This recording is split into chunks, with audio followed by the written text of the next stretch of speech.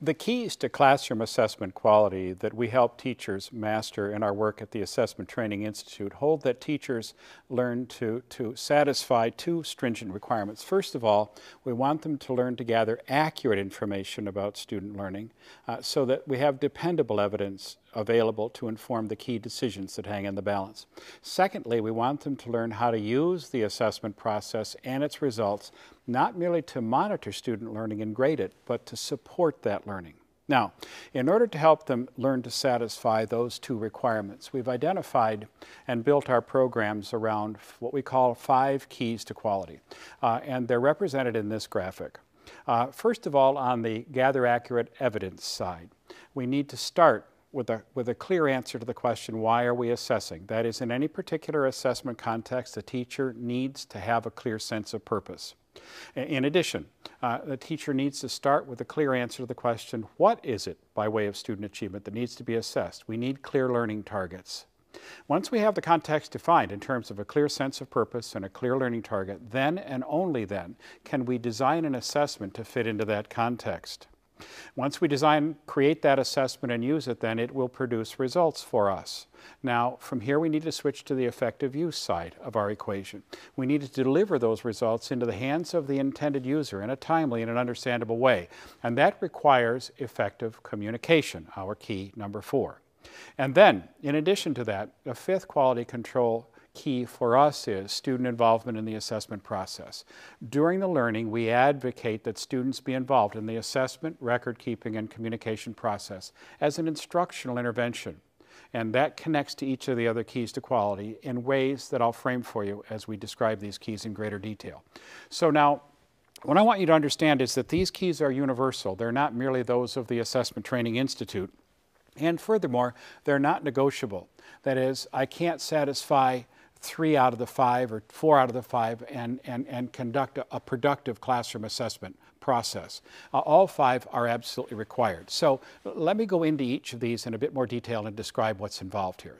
First of all, with respect to the matter of assessment purpose, the questions that one must address in this case is, who is going to use the assessment results in any particular context, and how are they going to use those results? That is, to do what? To inform what decisions? And as a result, then, what kind of information must the assessment yield in order to fulfill its intended purpose? Now, in this case, we also, in the service of student involvement, want to constantly ask the question during the learning, are our assessments meeting students' information needs? Because it turns out they're important data-based instructional decision makers too. Now, it happens, to fill in a bit more detail about this matter of purpose, that there are at least 2 different kinds of purposes that any particular assessment might fulfill. It might, for example, be used in the classroom by a teacher to support learning. In our parlance at the Assessment Training Institute, we call these assessments for learning, and they address the question, how can we use the assessment process and its results to help students learn more? We contrast this from what we call assessment of learning, which asks the question, how much have our students learned up to this point in time? Our point is that both of these are important. We use assessment to support learning or to verify learning, but in any particular instance, we need to know which purpose is in play. In addition, in our advocacy of the creation of balanced assessment systems, we hold that assessments can serve both those formative and summative purposes at the classroom level, at the interim benchmark level, or in terms of annual assessment. Now, it is the case that the focus of our work in classroom assessment focuses on teachers' use formatively and summatively in that context. And I want to describe for you in a little bit more detail what that means. So, for example, in the classroom on a day-to-day basis, when a teacher is using assessment to support learning, it's generally a continuous process of using student-involved assessment for practice. That is, to help students get better at something before being held accountable for it, to inform decisions made both by students and by their teachers with the mission of helping students progress up the scaffolding leading to each standard. So our point here is that at the classroom level of assessment, the assessment matter is not merely about who is and isn't meeting standards. It's about using the assessment process and its results to help students master those standards before being held accountable for them. But it is also the case that teachers are responsible for using periodic assessments for accountability purposes to inform them, for example, about what report card grades students should achieve or how to report student mastery of standards on standards-based report cards. Our point here is that in the classroom on a day-to-day basis, we can use it for both kinds of purposes. It's just that in any particular situation, we need to know which purpose is in play. In addition, then, once we have a clear sense of purpose, we've got to go to key number 2, which is a clear sense of the learning target. Now, in this case, we have, again, a series of important questions to ask at the outset. That is, are our learning targets clear to us, the teachers, and are they clear to our students? Have we identified the kinds of learning targets that we need to assess? And is it the case that our assignments and assessments aligned directly with these learning targets? Now, here's how we encourage teachers to think about this, to identify those learning targets. We want to start with those preset achievement standards that are driving instruction these days. You know, we have core standards coming online, we have state standards, and we may have local district standards. In any case, what any individual teacher must be clear about from the beginning of the assessment process is which of those standards am I being called upon to teach and therefore to assess. And then we need to understand that those learning targets need to be, those standards need to unfold in learning progressions within and across grade levels in a manner consistent with the way learning happens.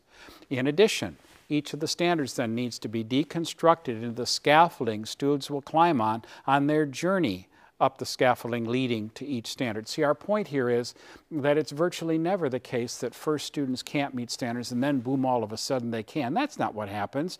What happens is over time they ascend through progressive levels of proficiency up to a place where they've mastered the standard.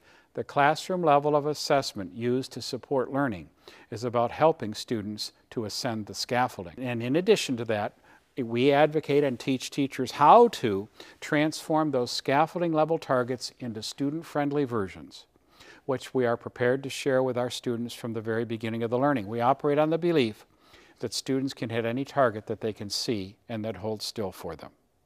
But if they're guessing at what success looks like, then success becomes a random event, and that doesn't work. If we're guessing, surely they're guessing.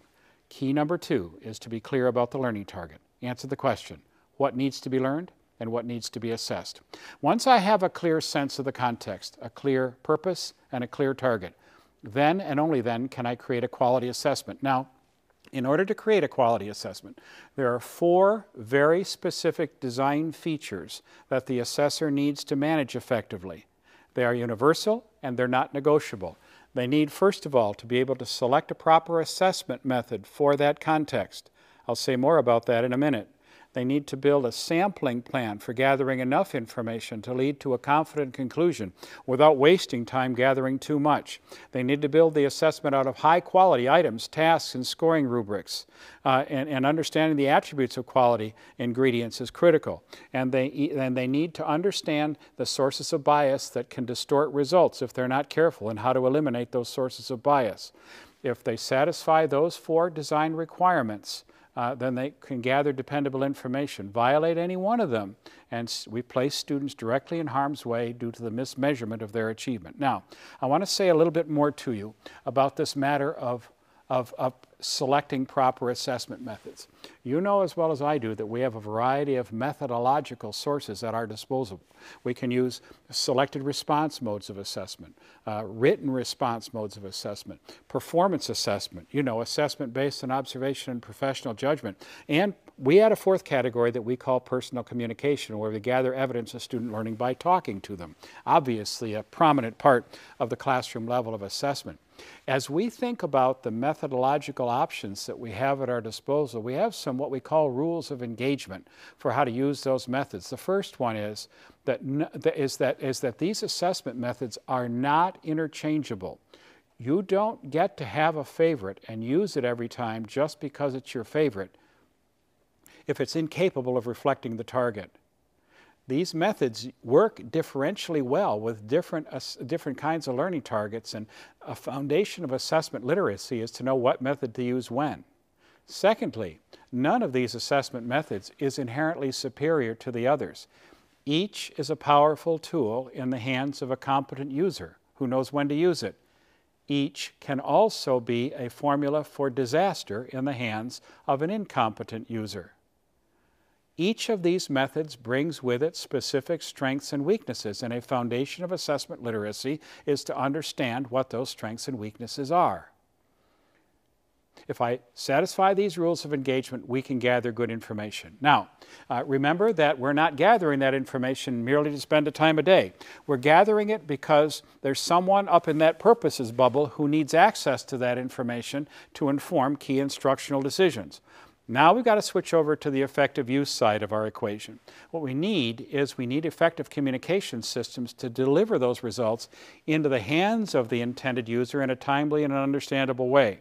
Now, in our work at the Assessment Training Institute, the lessons we teach are about differentiating our communication systems in a manner that honors the information needs of those who are using assessment to support learning and the information needs of those using assessment to report learning or to verify learning. Now, this is an important distinction because we know from research literally conducted around the world that when communication or feedback is used to support learning, if it satisfies certain characteristics, it will do so. It will support learning in profoundly important ways. It's just that the attributes of that kind of feedback are different from the attributes of feedback intended for periodic reporting for accountability purposes. Both reasons for communicating are important, but they're different, and there are important lessons to be learned about the difference. And those are lessons that we build into the professional development program. So that's key number 4, effective communication. Now, we add a fifth quality control bubble, that is student involvement in the assessment process. And I can summarize the essential student involvement ingredients of number 5 by connecting it right back to each of the other keys. For example, key number 1 is about having a clear purpose. Well, sometimes our purpose is to inform the decisions that are being made by students. And so a question we must ask is the assessment in that context meeting the students' information needs? You've also, with regard to key number 2, already heard me advocate for student-friendly versions of the learning targets, which we share with our students from the beginning of the learning. With regard to key number 3, we can engage our students as partners with us during the learning. Now hear me on the verbs on this. In the creation and use of practice assessments like those that they're going to be held accountable for. And it turns out that when we engage them in that level of self-assessment, their achievement, motivation, engagement all skyrocket. And with regard to key number 4, we can engage them as partners in telling the story of their own journey to success, as partners in communication, for example, in the case of student-led parent-teacher conferences, which I think is the biggest breakthrough to happen in communicating about student achievement in the last 100 years. Hands down. It's a breakthrough idea. So all of these connect to key number 5, which is student involvement. And what we're trying to do here is to help students track, reflect on, and be able to communicate about their own learning progress as it's unfolding. It turns out that kind of involvement is immensely empowering, confidence building, and enhances students' achievement. So there you have our 5-part quality control framework. On the accurate assessment side, we need to start with a clear answer to the question why, start with a clear answer to the question what, generate an answer to the question how, therefore, should we assess, and then finally, on the effective use side, how should we communicate results, and when and how throughout the entire system can we involve students in the process in a manner that will enhance their learning. And within that quality control framework, the requirements that we impose throughout the system are, first of all of the assessments that we use throughout the system must arise from high quality visions of the meaning of academic success, clear learning targets. All of the assessments must yield accurate information. And all of the assessment users must understand how to use assessment both to support learning and to certify or verify that learning. Satisfy those requirements and we'll have productive assessment going on in our schools.